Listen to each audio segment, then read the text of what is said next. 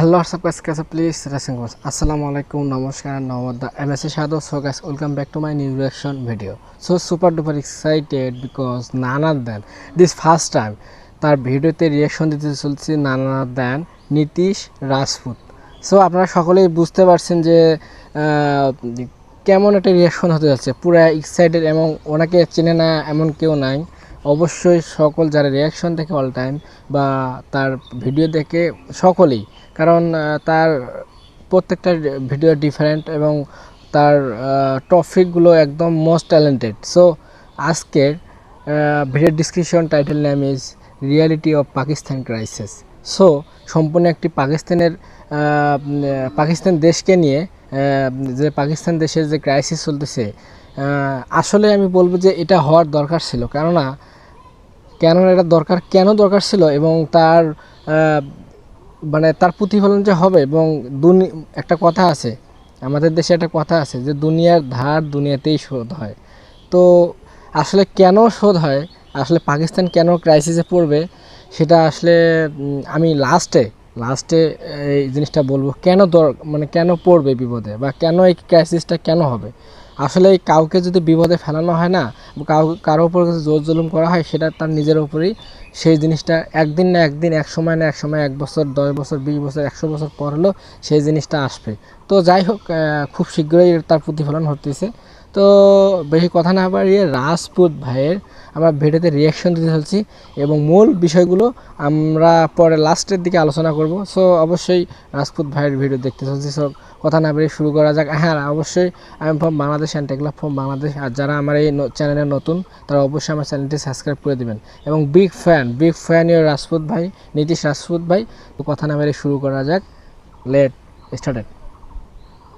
और दुनिया में इतनी गरीब कंट्रीज हैं जिनका पाकिस्तान से भी बुरा हाल है, लेकिन उसके बाद भी ज्यादा पैसा जो है वो पाकिस्तान को क्यों मिलता है। और जो ट्रेनिंग सेंटर थे जहां मुजाहिदीन ट्रेन होते थे, वहां से अफगानिस्तान के साथ साथ कश्मीर में भी मुजाहिदीन भेजता था।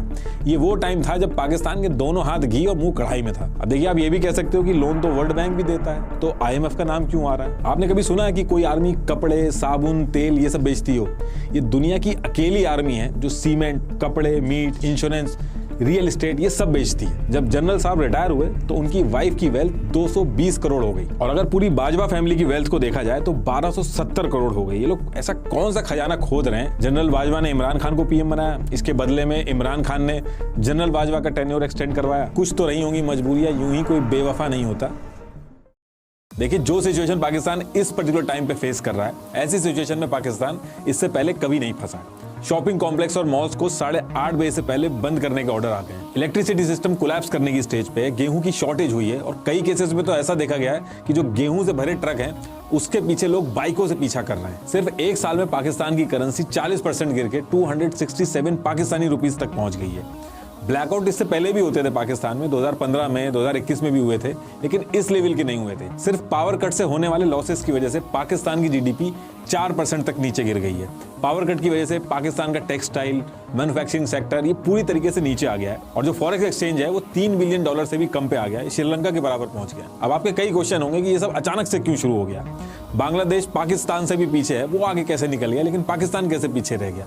पाकिस्तान की एक्चुअल में दिक्कत क्या है, जिसको सबसे ज्यादा एड मिलती है पूरे दुनिया भर से, वो सबसे ज्यादा पीछे क्यों रह गया। और दुनिया में इतनी गरीब कंट्रीज हैं जिनका पाकिस्तान से भी बुरा हाल है, लेकिन उसके बाद भी ज्यादा पैसा जो है वो पाकिस्तान को क्यों मिलता है। अब देखिए, इससे पहले कि मैं करंट सिचुएशन की बात करूं कि इस बार पाकिस्तान को पैसे मिलने में दिक्कत क्यों आ रही है, IMF क्यों पीछे हट रहा है, या फिर US, इमरान खान और आर्मी का क्या रोल है, इस पूरी सिचुएशन को समझने के लिए पहले आपको रूट कॉज समझना पड़ेगा। पाकिस्तान में हालात लगातार बिगड़ते जा रहे हैं। पाकिस्तान की इंपोर्ट कैपेसिटी रसातल में पहुंच गई है। Pakistan has warned the country could face an economic collapse. Though Pakistan's not there yet, it's teetering on the edge. देखिए, जब इंडिया पाकिस्तान का पार्टीशन हुआ था तो पाकिस्तान को 1/3 मिलिट्री मिली थी, और ओवरऑल रिसोर्सेज में से 17% मिला था। ये जो डिटेल्स मैं बता रहा हूँ, ये पाकिस्तान के एक ऑथर हैं हुसैन हक्कानी, इन्होंने भी ये चीज कंफर्म कर रखी है। जो मेजर इंडस्ट्रीज थी वो टोटल 921 थी, उसमें से सिर्फ 34 पाकिस्तान के हिस्से में आई थी। तो उस पर्टिकुलर टाइम पे जब पार्टीशन हुआ था तो जो इकोनॉमिक कंट्रोल था वो इंडिया के पास था। आरबीआई उस टाइम पे पाकिस्तान का भी सेंट्रल बैंक था और इंडिया का भी, लेकिन कंट्रोल इंडिया के हाथ में था। इंडिया का जो टोटल कैश बैलेंस था वो 400 करोड़ था और ये डिसाइड हुआ था कि इस 400 करोड़ में से 75 करोड़ पाकिस्तान को दिए जाएंगे। 75 करोड़ में से 20 करोड़ जो थे वो पाकिस्तान को 15 अगस्त 1947 को ही दे दिए गए थे और बाकी का जो 55 करोड़ था उसको बाद में देने की बात की गई थी। उस समय पाकिस्तान के सामने जो सबसे बड़ी दिक्कत थी वो थी कि ये जो रिफ्यूजीज आए थे उनको सेटल करना, उसमें काफी पैसा चाहिए था। लेकिन उस टाइम पे कश्मीर को लेकर काफी इशू हो रहा था, तो नेहरू जी और पटेल जी ने यह माना कि जो 55 करोड़ है इसको रोक लेना चाहिए, वरना ये इस पैसे से हथियार खरीदेंगे और हमारे खिलाफ ही यूज करेंगे। हालांकि ये जो पैसा था ये आगे चल के महात्मा गांधी जी ने दिलवा दिया था, लेकिन उस पर्टिकुलर टाइम तक जब तक ये पैसा मिला था उससे पहले भी पाकिस्तान की जो इकोनॉमिक कंडीशन थी वो काफी खराब थी। इकोनॉमिक कंडीशन भले ही थोड़ी सी वीक थी लेकिन मिलिट्री स्ट्रांग थी, क्योंकि इंडिया एग्री कर गया था 1/3 आर्मी स्प्लिट करने के लिए। इंडिया की जो पॉलिटिकल लीडरशिप थी वो ज्यादा स्ट्रांग थी पाकिस्तान के मुकाबले। इंडिया की तरफ से नेहरू जी, गांधी जी, सरदार पटेल जी मल्टीपल स्ट्रांग लीडर थे। वहीं मुस्लिम लीग में सिर्फ जिन्ना के बाद कोई और स्ट्रांग लीडर आया ही नहीं। जिन्ना की डेथ के बाद ना तो जिन्ना के लेवल का कोई पावरफुल नेता आया और ना ही मिलिट्री ने आने दिया, क्योंकि जो टेम्परेरी कंट्रोल मिला था पाकिस्तान की आर्मी को वो काफी एंजॉय कर रही थी। पाकिस्तान आर्मी को इस टेम्परेरी कंट्रोल की ऐसी आदत लगी कि उसके बाद 29 पीएम बने। आज की डेट तक एक भी पीएम ऐसा नहीं है जिसने 5 साल अपने पूरे किए हो। किसी को मार दिया गया, किसी का तख्ता पलट कर दिया गया, इतने बड़े बड़े पॉलिटिशियंस को मारा गया। आज तक इनकी एक भी एजेंसी ये नहीं पता लगा पाई कि पीएम को मारा किसने है। इमरान खान जो थे इनको रैली में गोली मार दी गई, ये आज तक नहीं पकड़ पाए कि गोली चलाई किसने। बिना किसी बड़े हाथ के ऐसा पॉसिबल ही नहीं हो सकता कि किसी के बारे में पता ही नहीं चल रहा कि इनके पीएम्स को मार कौन रहा है, इनके बड़े बड़े नेताओं को मार कौन रहा है। कुछ केसेस में तो लॉ को अमेंड किया गया ताकि जो पूरा कंट्रोल है वो पाकिस्तान की आर्मी के हाथ में आ जाए। इन कुछ चीजों की वजह से पाकिस्तान की जो आर्मी है उसका कंट्रोल पाकिस्तान के ऊपर शुरू से ही रहा है और ये आगे चल के एक बहुत ही बड़ी प्रॉब्लम बनी है, वो भी आपको आगे समझ में आ जाएगा। देखिए, किसी भी कंट्री को ग्रो करने के लिए पैसा तो चाहिए ही होता है। पाकिस्तान के सामने भी यही दिक्कत थी कि उसको ग्रो तो करना ही था, लेकिन सीधे सीधे इकोनॉमिक डेवलपमेंट मुश्किल था, क्योंकि उसके लिए पॉलिटिकल स्टेबिलिटी और पेशेंस चाहिए होता है, प्रोडक्शन और एक्सपोर्ट करना होता है। तो पाकिस्तान की लीडरशिप ने इसके लिए नए नए जुगाड़ निकाले और इसी एफर्ट्स में उसको दिखा यूनाइटेड स्टेट ऑफ अमेरिका और उसकी मिलिट्री नीड्स। पाकिस्तान को उस पर्टिकुलर टाइम पे रियलाइज हो गया था कि यूएस का साउथ एशिया में कोई दोस्त नहीं है और उसको सोवियत यूनियन को कंट्रोल करना है और इसके लिए उसको पाकिस्तान की जरूरत पड़ सकती है। तो इसमें उसको एक मौका दिखा। पाकिस्तान ने अपने आप को यूएस का फ्रेंड दिखाया और इसके बदले में उसको मिली फॉरेन एड। लेकिन क्वेश्चन है कि ये फॉरेन एड दी क्यों गई? देखिए, आज की डेट में आप देखते होंगे कि इंडिया के अंदर बहुत सारे यूएस के कॉल सेंटर्स हैं।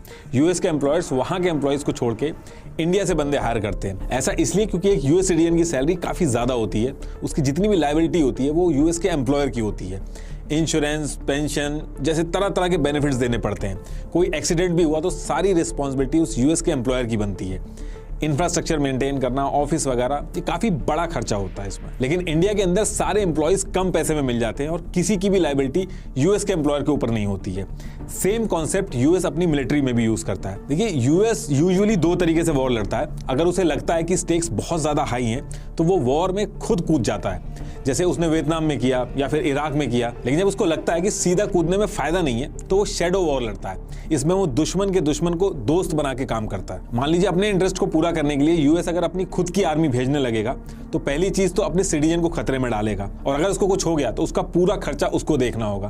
प्लस कंट्री के अंदर लोगों को आंसर करना पड़ेगा कि क्यों भेजा, वॉर की जरूरत क्या थी। अगर आप अपनी मिलिट्री डायरेक्ट किसी कंट्री के अगेंस्ट में भेजते हो तो वॉर लाइक सिचुएशन हो जाती है, कंट्रीज आमने सामने आ जाती हैं। इसलिए ट्रेडिशनल वॉर्स की जगह यूएस अलग अलग मिलिटेंसी ग्रुप को ट्रेन करता है, उनको आर्म्स देता है और उनकी फंडिंग करता है, जिससे कि वो अपना मकसद पूरा कर पाए। जैसे अफगानिस्तान के अंदर मुजाहिदीनों से उसने अपना काम करवाया।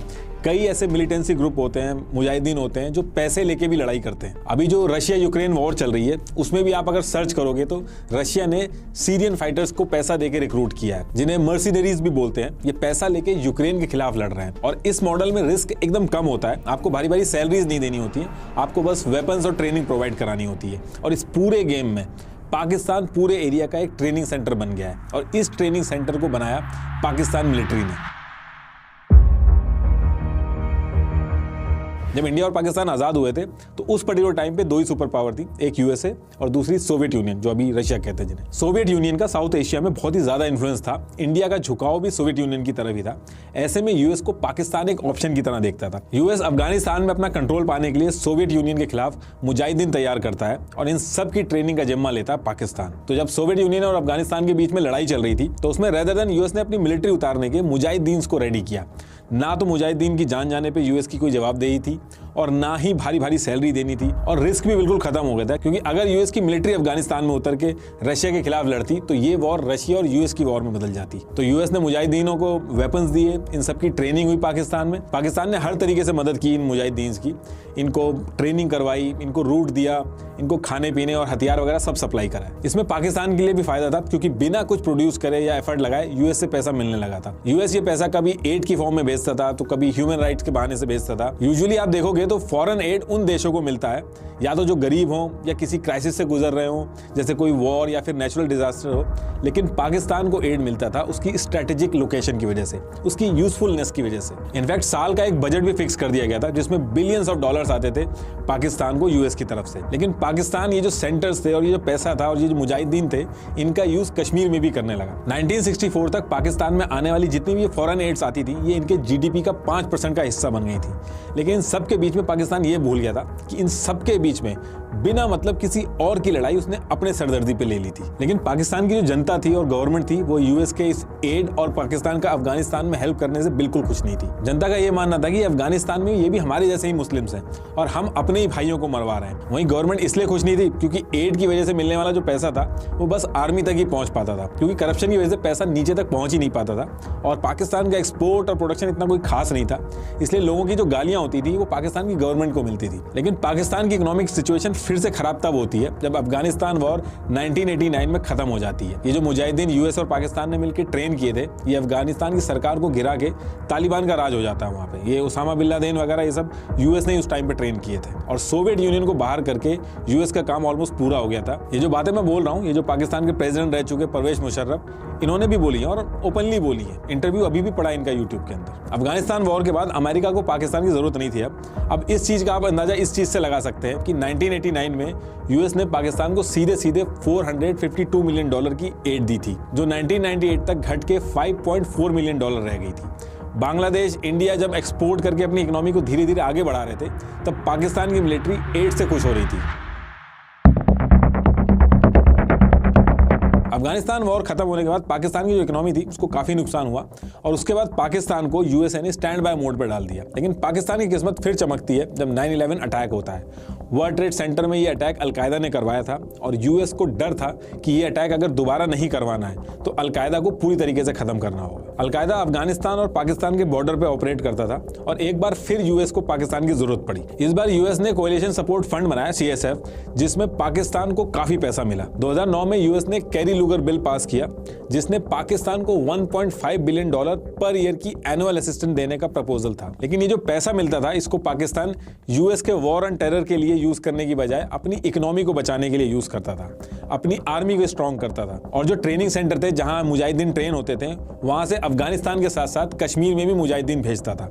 ये वो टाइम था जब पाकिस्तान के दोनों हाथ घी और मुंह कढ़ाई में था। पाकिस्तान आर्मी के ऊपर बाहर से मिलने वाले एड में करप्शन एलिगेशन लगते रहे। यूएस ने भी कहा कि इन्होंने हमारे एड से मिलने वाले पैसे को मिस स्पेंड किया है। और तो और इतने साल कॉन्टिन्यूसली एड देने के बाद भी ये पता चलता है कि उसामा बिन लादेन पाकिस्तान में ही पकड़ा जाता है। मुल्ला उमर जो मोस्ट वांटेड था उसकी डेथ भी पाकिस्तान के हॉस्पिटल में होती है। डोनाल्ड ट्रंप ने आते ही ये जो एड मिलता था पाकिस्तान को इसको पूरी तरीके से बंद कर दिया और पाकिस्तान की इकोनॉमी जो बबल में थी उसको फिर से एक झटका लगता है। इन सारी चीजों की वजह से पाकिस्तान की इमेज काफी खराब हुई और फॉरेन इन्वेस्टमेंट एकदम से खत्म हो गया।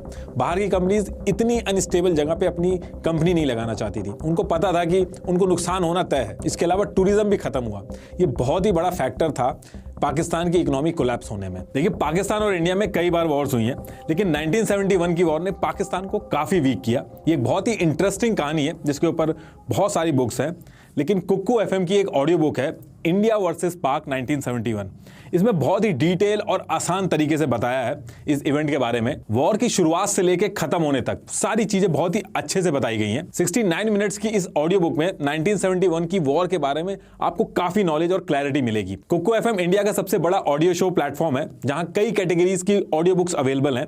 History, entertainment, comedy, crime, motivation से लेके साइंस और फिटनेस तक। तो आप भी जरूर सुने अपनी मनपसंद ऑडियो बुक कुकू एफएम पर। मुझे पर्सनली इसमें ऑटोबायोग्राफी सुनना बहुत ही अच्छा लगता है। कुकू एफएम काफी अच्छा प्लेटफॉर्म है जिसपे आप रेगुलर काम करते हुए या ट्रैवल करते हुए बहुत अच्छी ऑडियो बुक सुन सकते हैं काफी कम प्राइस पर। और मेरा कूपन कोड NR50 यूज करके आपको फर्स्ट मंथ के सब्सक्रिप्शन पर 50% का डिस्काउंट भी मिलेगा। That is at ₹49 only. तो डाउनलोड कीजिए Kuku FM, link is in the description box. तो टॉपिक पे वापस आते हैं। देखिए, जब यूएस ने कुछ कदम पीछे लिए तो वहां पे एंट्री हुई चाइना की, और फिर यहां पे चाइना ने लोन पे लोन देना स्टार्ट किए। और इस वजह से पाकिस्तान की इकोनॉमी जो एक बबल में थी उसका प्रॉपर टेस्ट नहीं हो पाया। दुनिया में अलग अलग तरह के देश हैं, कुछ की इकोनॉमी ऑयल से चलती है, कुछ की इकोनॉमी मैन्युफैक्चरिंग से चलती है या फिर आईटी सेक्टर से चलती है, कुछ की एग्रीकल्चर से भी चलती है, लेकिन पाकिस्तान की इकोनॉमी एड और लोन से चलती है। पाकिस्तान एक एड डिपेंडेंट कंट्री है। जिस तरीके से पाकिस्तान यूएस के लिए एक स्ट्रेटेजिक लोकेशन है, ठीक उसी तरीके से पाकिस्तान चाइना के लिए भी एक स्ट्रेटेजिक लोकेशन है। इंडिया को टैकल करने में चाइना को बहुत ही आसानी रहती है। इंडिया जब तक पाकिस्तान में उलझा रहेगा, चाइना आराम से रहेगा। यही रीजन है कि चाइना ने पाकिस्तान के अंदर न्यूक्लियर पावर प्लांट बनाने में उसको मदद करी, और कई एनालिस्ट तो ये भी मानते हैं कि चाइना ने पाकिस्तान को न्यूक्लियर प्रोग्राम बनाने में भी मदद करी। अब देखिए, अगर आप हमारी वीडियो देखते हैं तो आपको चाइना की जो डेट ट्रैप स्ट्रेटेजी है वो ऑलरेडी पता होगी, लेकिन मैं फिर भी मोटा मोटी बता देता हूँ। चाइना पहले मार्केट रेट से ज्यादा इंटरेस्ट पे लोन देता है, फिर जो लोन आपको बाहर से 30 साल के टेन्योर पे मिलता है उसी को चाइना अप्रॉक्स 15 साल के लिए देता है। उसके बाद जिस चीज के लिए चाइना लोन देता है, मान लीजिए वो कह रहा है कि आपकी कंट्री में हम पावर प्लांट बनाएंगे, तो बनाने से लेके हर चीज में चाइनीज वर्कर और कंपनीज होती हैं। तो जो पैसा वो लोन देते हैं वो उसी देश से कमा के एक बिजनेस करके निकल जाते हैं, और ऑन पेपर पे वो लोन एज इट इज बना रहता है, और लोन का जो इंटरेस्ट है वो बढ़ता रहता है। इनके क्लॉज में ये पहले से ही मेंशन करवाते हैं कि अगर लोन नहीं दे पाए तो वो जगह चाइना की हो जाएगी। इसी तरीके से श्रीलंका का जो हम्बनटोटा पोर्ट था वो चाइना के पास पहुंच गया। फिर इन्हीं सारी स्ट्रेटेजिक लोकेशन का यूज करके ये उस एरिया में रूल करते हैं। अब आप कहोगे ये जो स्ट्रेटेजी आप बता रहे हो ये तो बच्चे बच्चे को पता है, तो पाकिस्तान के जो लीडर हैं, मिलिट्री है, उनको नहीं पता होगी। तो देखिए, आपने कहावत सुनी होगी कि कुछ तो रही होंगी मजबूरियां, यूं ही कोई बेवफा नहीं होता। तो ये क्या क्या मजबूरियां रही हैं इनकी, जब मैं अभी आगे IMF की बात करूंगा तो उसमें समझाऊंगा आपको। देखिए, चाइना ने पाकिस्तान के साथ मिलकर अपने belt and road initiative BRI के under China Pakistan economic corridor CPEC 2015 में बनाना शुरू कर दिया, और ये ग्वादर में भी एक पोर्ट डेवलप कर रहा है। और जितना पैसा चाहिए चाइना बहुत ही आराम से दे रहा है, और पाकिस्तान भी खुश है कि IMF से लोन लेने में बहुत ही ज्यादा झिकझिक होती है और चाइना बहुत आराम से दे रहा है। चाइना ने अभी तक $30 बिलियन से ज्यादा पाकिस्तान को लोन दिया है और कुछ भी वापस नहीं आया। चाइना को भी पता है कि वो पैसा वापस नहीं आएगा, लेकिन स्ट्रेटेजिक लोकेशन में एडवांटेज उसको मिल रहा है। यहाँ वही सेम डेट ट्रैप वाला मॉडल चलता है, सारे वर्कर्स, कंपनीज वगैरह चाइना से ही आएंगे। ये जो चीज मैं आपको बता रहा हूँ, ये इमरान खान ने भी शुरू में अपनी जनता को समझाने की कोशिश की थी, और उसका जब टाइम आया था तो उस टाइम पे उसने काम भी रुकवा दिया था CPEC का। लेकिन इन सब के लिए अब काफी देर हो गई है। देखिए, CPEC से पाकिस्तान के अंदर खूब इंफ्रास्ट्रक्चर डेवलप हुआ, पैसा भी आया, इन सब चीज़ों से पाकिस्तान खुश होता है, और सड़कें भी बन रही हैं, विकास भी हो रहा है। लेकिन एक्चुअल में ये एक डेट बेस्ड इकोनॉमी है जो सिर्फ एड्स और लोन के भरोसे चल रही है। IMF ने भी मल्टीपल टाइम समझाया पाकिस्तान को कि CPEC से दूर रहना ही पाकिस्तान के लिए ठीक है। कोई नया नेता आके अगर ये सारी चीज़ें सही भी करने लगे तो वो हो नहीं सकता, क्योंकि ये बहुत ही पहले से चल रहा है, और अब एड लेना इनकी मजबूरी बन गया है। जनता वरना PM को ही गाली देने लगेगी। इसको ऐसे समझ लीजिए, किसी के पास मल्टीपल कार्ड है, वो बस इस क्रेडिट कार्ड की पेमेंट उस कार्ड से कर दे रहा है, कभी दूसरे कार्ड की पेमेंट किसी तीसरे कार्ड से कर दे रहा है। इससे EMI तो बचा ले रहा है वो, लेकिन एक्चुअल में उसकी प्रॉब्लम सॉल्व नहीं हो रही है। कर्जा उसके ऊपर उतना ही है, बल्कि इंटरेस्ट और बढ़ रहा है। सेम इसी कॉन्सेप्ट पे पाकिस्तान की इकोनॉमी भी चल रही है। कुछ प्रोड्यूस नहीं कर रहे हैं, एक्सपोर्ट नहीं कर रहे हैं, बस लोन लेते हैं, और उस लोन को चुकाने के लिए एक और लोन लेते हैं। यही रीजन है कि आप देखोगे कि किसी और कंट्री के लिए बेगर वर्ड यूज नहीं होता है, पाकिस्तान के केस में यूज किया जाता है। इनके खुद के PM ने ऑन रिकॉर्ड बोला है कि beggars can't be choosers. Beggars can't be choosers. देखिए, पाकिस्तान का जो करंट क्राइसिस है उसने दशकों से जो फाइनेंशियल मिसमैनेजमेंट हो रहा है उसके ऊपर फोकस वापस से ला दिया है। और इस मैनेजमेंट का सबसे इंपॉर्टेंट प्लेयर है पाकिस्तान आर्मी। और ये मैं इसलिए नहीं कह रहा हूं क्योंकि मैं इंडियन हूं तो बुराई करूंगा ही। आप दुनिया के किसी भी न्यूज आउटलेट में पाकिस्तान के बारे में पढ़िएगा, आपको पाकिस्तान आर्मी का एग्जैक्टली रोल क्या है वो आपको पता चल जाएगा। पाकिस्तान अपने डिफेंस बजट में जरूरत से ज्यादा खर्च करती है। पिछले साल का पाकिस्तान का टोटल बजट 9,502 बिलियन रुपीस का था, जिसमें से 1,523 बिलियन रुपीस खाली डिफेंस पे गया है, यानी कि टोटल बजट का 15% से भी ज्यादा। लोन का इंटरेस्ट पेमेंट करने के बाद पाकिस्तान की इकोनॉमी का सबसे बड़ा हिस्सा जो है वो डिफेंस में जाता है। पाकिस्तान आर्मी ने 1947 के बाद आधे से ज्यादा टाइम पाकिस्तान को रूल किया है और इनके पास सिक्योरिटी और फॉरेन पॉलिसी में बहुत ज्यादा पावर है। ये लोग उसको ही पीएम बनाते हैं जो इनके हिसाब से चलता है। इनके बिना पाकिस्तान में कोई भी इलेक्शन नहीं जीत सकता। इसलिए आपने एक वो कहावत जरूर सुनी होगी, बहुत ही फेमस है पाकिस्तान आर्मी के लिए, कि जंग कदे जीती नहीं और इलेक्शन कदे हारे नहीं। ये देखिए इतने सारे मेडल इन्होंने लगा रखे हैं लेकिन उन्होंने आज तक एक भी जंग नहीं जीती है। पाकिस्तान की एक ऑथर है आयशा सिद्दीका, उनकी एक किताब है मिलिट्री आईएनसी। अगर मौका आपको लगेगा तो उसको पढ़िएगा जरूर। पाकिस्तान की आर्मी पूरे देश का पैसा कैसे घुमा रही है, इकोनॉमी को कैसे कंट्रोल कर रही है, बहुत ही बढ़िया तरीके से उसमें बताया। आपने कभी सुना है कि कोई आर्मी कपड़े, साबुन, तेल ये सब बेचती हो? ये दुनिया की अकेली आर्मी है जो सीमेंट, कपड़े, मीट, इंश्योरेंस, रियल एस्टेट ये सब बेचती है। इनकी आर्मी पाकिस्तान की रियल एस्टेट को कंट्रोल करती है और हर जनरल को रिटायरमेंट के बाद प्लॉट पे प्लॉट मिलते हैं। पाकिस्तान आर्मी की नेटवर्थ 1 लाख करोड़ से भी ज्यादा की है। इनकी आर्मी के अगर टॉप 100 ऑफिसर्स की वेल्थ का अंदाजा लगाया जाए तो 35,000 करोड़ से भी ज्यादा की वेल्थ है। इनके बच्चे सब बाहर पढ़ते हैं, यूके में इनके घर हैं, जबकि एक आम पाकिस्तानी ये सब सपने में भी नहीं सोच सकता जो ये लोग करते हैं। पाकिस्तान आर्मी ने फाउंडेशन और ट्रस्ट का एक नेटवर्क बना रखा है जो पाकिस्तान के अंदर सारी चीजें ओन करते हैं, जैसे फौजी, शाहीन और बहरिया फाउंडेशन, जिनको आर्मी, एयरफोर्स और नेवी चलाते हैं। इनमें से फौजी फाउंडेशन सबसे बड़ी है। पाकिस्तान के अंदर ब्रेड तक भी मिलिट्री कंट्रोल बेकरी से बनती है। पाकिस्तान के बैंक को भी आर्मी ओन करती है और हैवी इंडस्ट्री का 1/3 और टोटल प्राइवेट एसेट का 7% हिस्सा आर्मी ओन करती है। पहले कमाते हैं और फिर लॉ में अमेंडमेंट करा के अपना फायदा करवाते हैं। आर्मी वेलफेयर ट्रस्ट और फौजी फाउंडेशन को इनकम टैक्स से भी छूट मिलती है और इस वजह से इनके सामने जो प्राइवेट कंपनीज हैं वो इनके सामने टिक नहीं पाती हैं। इनकी आर्मी के पास पावर और पैसा दोनों है। आप कभी नहीं देखोगे कि एक गरीब देश की आर्मी इतनी अमीर है। हर देश की एक आर्मी होती है, लेकिन यहाँ पे आर्मी का ही एक देश है। आप बोल सकते हो कि मैं गलत बता रहा हूँ, लेकिन आप खुद से भी एक बार चेक करिएगा कि पाकिस्तान आर्मी चीफ जो इससे पहले थे जावेद बाजवा, इनकी वाइफ की जो 2016 में वेल्थ थी वो 0 थी। जब जनरल साहब रिटायर हुए तो उनकी वाइफ की वेल्थ 220 करोड़ हो गई। उनकी वाइफ इतने टाइम में ऐसा कौन सा बिजनेस कर रही थी कि उनकी वेल्थ इतनी हो गई। और अगर पूरी बाजवा फैमिली की वेल्थ को देखा जाए तो 1270 करोड़ हो गई। ये लोग ऐसा कौन सा खजाना खोद रहे हैं जो इनकी वेल्थ इतनी ज्यादा हो गई है। सैलरी जोड़ दो आप, उसके हिसाब से इतनी वेल्थ नहीं बैठती है, लेकिन उसके बाद भी इतना पैसा आ कहां से रहा है। तो आप थोड़ा सा भी कॉमन सेंस लगाओगे तो आपको पता चल जाएगा कि कुछ तो गड़बड़ है इसमें। लेकिन ये सारी चीजें क्वेश्चन तब हो पाएंगी जब मीडिया ये सारे क्वेश्चन लेके आए। लेकिन मीडिया और सुप्रीम कोर्ट वगैरह हर जगह इनका कंट्रोल है। मल्टीपल ऑब्जर्वर्स का ये मानना है कि अगर पाकिस्तान की इकोनॉमी को ग्रो करना है तो इकोनॉमी में पाकिस्तान आर्मी का रोल जो है वो खत्म करना होगा। लेकिन इस डायरेक्शन में अगर कोई छोटा सा भी एफर्ट होता है तो उसको वहीं पे फेल कर दिया जाता है, उसको वहीं रोक दिया जाता है, क्योंकि इसकी वजह से पाकिस्तानी बिजनेसेस ग्लोबली कंपटीशन में नहीं आ पा रहे हैं और इनका जितना भी प्रॉफिट होता है वो सारा आर्मी के जनरल्स, रिटायर्ड जनरल्स को ट्रांसफर होता रहता है। पाकिस्तान आर्मी पाकिस्तान के सबसे बड़े रियल एस्टेट डेवलपर हैं। इनके पास 50 से ज्यादा हाउसिंग प्रोजेक्ट हैं, जिसमें इस्लामाबाद में 16,000 एकड़, कराची में 12,000 एकड़ की जमीन है जो इनको पाकिस्तान गवर्नमेंट से फ्री ऑफ कॉस्ट में मिली है। हायर अथॉरिटी में कोई भी हो जो भी इनके हिसाब से नहीं चलता उसको ये लात मार के निकाल देते हैं। पाकिस्तान के अंदर आर्मी की हेल्प से ही पीएम बनता है और जब पीएम बन जाता है तो वो आर्मी चीफ के हिसाब से ही चलता है। जनरल बाजवा ने इमरान खान को पीएम बनाया, इसके बदले में इमरान खान ने जनरल बाजवा का टेन्योर एक्सटेंड करवाया। लेकिन दिक्कत तब हुई जब जनरल बाजवा का टेन्योर खत्म हो रहा था और जनरल बाजवा अपने हिसाब से ही अपना आर्मी चीफ रखना चाहते थे। वो सैयद असीम मुनीर को अपना आर्मी चीफ बनाना चाहते थे। लेकिन इमरान खान के सामने भी दिक्कत थी। उनको ये पता था कि अगर सैयद असीम मुनीर आर्मी चीफ बनेंगे तो अगले इलेक्शन में वो उनको सपोर्ट नहीं करने वाले। इसलिए जनरल बाजवा के खिलाफ जाके इमरान खान ने जनरल फैज को आर्मी चीफ बनाने की वकालत करी। इस सब के बीच में जनरल बाजवा ने इमरान खान को हटा के शरीफ को पीएम बनवा दिया और शरीफ ने आसिम मुनीर को आर्मी चीफ बना दिया। और ये जो सारी चीजें मैं बता रहा हूँ ये अभी पिछले साल ही हुई हैं और इन सब चीजों की वजह से पॉलिटिकल इनस्टेबिलिटी आ गई है और ऊपर से 2022 में फ्लड भी आ गया था। 1/3 पाकिस्तान पूरा डूब गया था। करीब $30 बिलियन के अराउंड नुकसान हुआ था, जिसने पाकिस्तान की कमर तोड़ दी थी। पाकिस्तान में जो ब्लैकआउट्स हो रहे हैं उसके पीछे भी चाइना ही है। इन्होंने सीपैक पे जब काम रुकवा दिया था तो चाइना थोड़ा सा नाराज हो गया था और चाइना ने सीपैक प्लान में जो पावर प्लांट्स थे उनको बंद करा दिया था क्योंकि पेमेंट का कुछ इशू हो गया था। अगर सीपैक पे काम चल रहा होता तो चाइना कभी ऐसा नहीं करता। अब क्योंकि पावर प्लांट की शॉर्टेज है इसलिए बचे हुए पावर प्लांट पे लोड बढ़ गया और पावर कट हो रहा है। अब बिना इलेक्ट्रिसिटी के तो देश नहीं चल सकता है। अब या तो बाहर से लोन मिले, कोई एड मिले, और अगर ऐसा नहीं हो पाता है तो कोई भी नेता आएगा, उसकी मजबूरी बन जाएगा सीपैक के ऊपर काम शुरू करवाना। डे बाय डे जो पाकिस्तान की सिचुएशन है वो कंट्रोल से बाहर जा रही है। पाकिस्तान के अंदर सब्सिडाइज गेहूं लेने के लिए अफरा तफरी मची हुई है।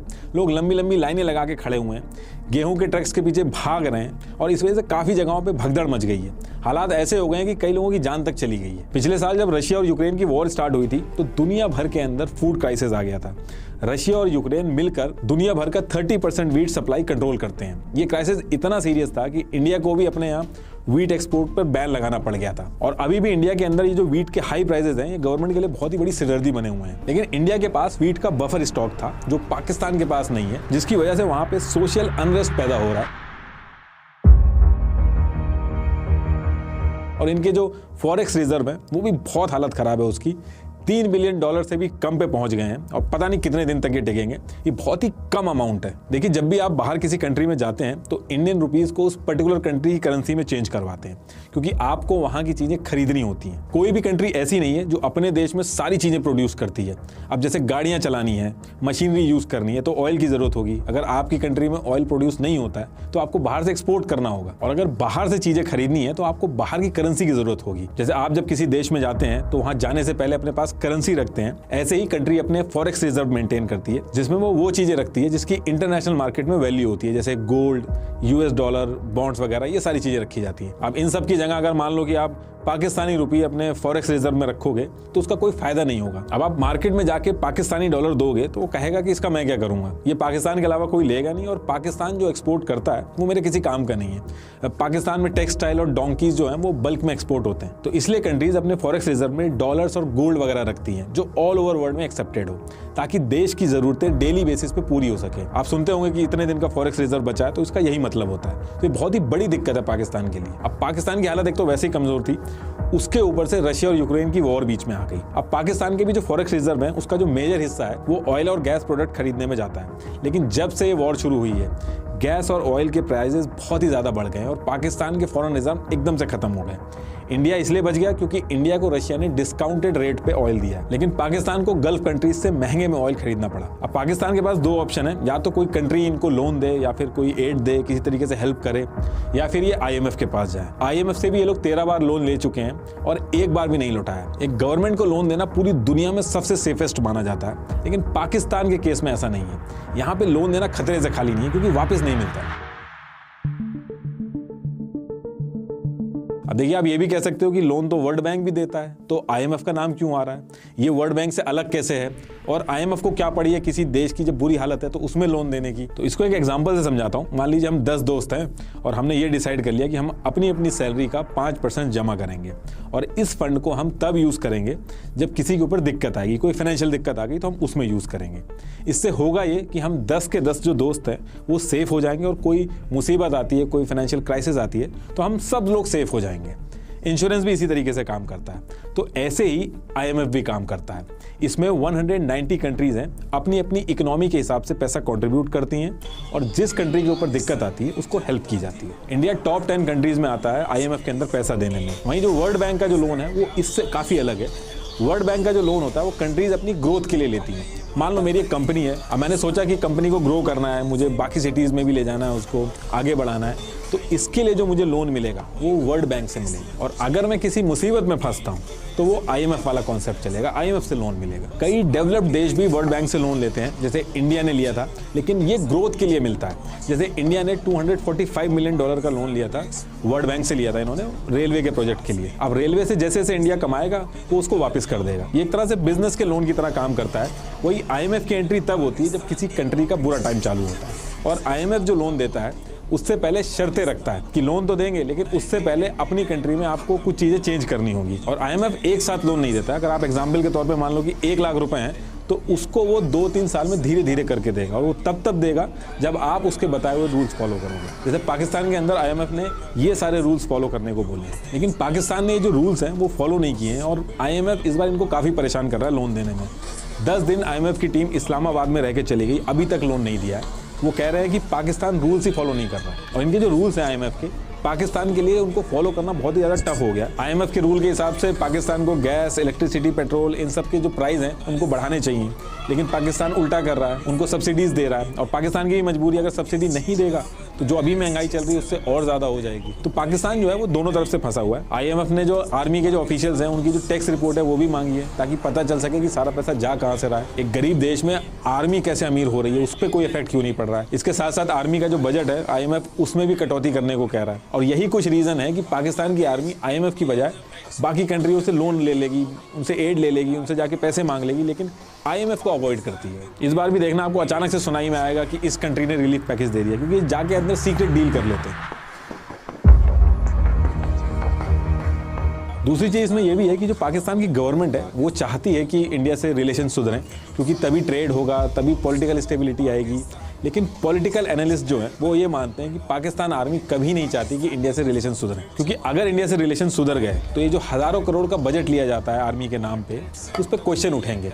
इसलिए आप नोटिस करोगे जब भी दोनों देश के बीच में कोई ट्रीटी होती है या कोई नज़दीकियाँ आती हैं या कोई बातचीत शुरू होती है, तो अचानक से टेररिस्ट अटैक हो जाता है। 2008 में पाकिस्तान के फॉरेन मिनिस्टर बातचीत करने दिल्ली आए, मुंबई में टेररिस्ट अटैक हो गया। 2016 में मोदी जी पाकिस्तान नवाज शरीफ से मिलने गए, उसके आते ही एक हफ्ते के अंदर पठानकोट में टेररिस्ट हमला हो गया। पाकिस्तान के प्रेसिडेंट आसिफ अली जरदारी ने कहा था कि हम इंडिया के साथ no first use policy accept करना चाहते हैं, यानी कि अगर वॉर हुई तो पहले हम न्यूक्लियर वेपन यूज नहीं करेंगे। जैसे ये बात बोली गई, जैश ए मोहम्मद ने टेररिस्ट हमला कर दिया। पाकिस्तान के PM नवाज शरीफ और इंडिया के PM अटल बिहारी वाजपेयी जी 1999 में जब लाहौर डिक्लेरेशन साइन किया था इन्होंने, तो जो उस टाइम के आर्मी चीफ थे परवेज मुशर्रफ, उन्होंने बिना अपने PM को बताए कारगिल का हमला प्लान किया और उसको एग्जीक्यूट भी कर दिया, और बाद में तख्ता पलट करके PM को हटा दिया। पाकिस्तान की जो जनता है उसको बहुत ही अलग लेवल पे लूटा गया। इनके जो चीफ जस्टिस है उन्होंने डैम के नाम पे पैसा इकट्ठा कराया। आतिफ असलम जो सिंगर है उन्होंने भी इसमें डोनेट किया था, वो डैम बना ही नहीं और उसका पैसा सारा जेब में चला गया। PIA पाकिस्तान इंटरनेशनल एयरलाइन, इनका एक सीनियर ऑफिसर था,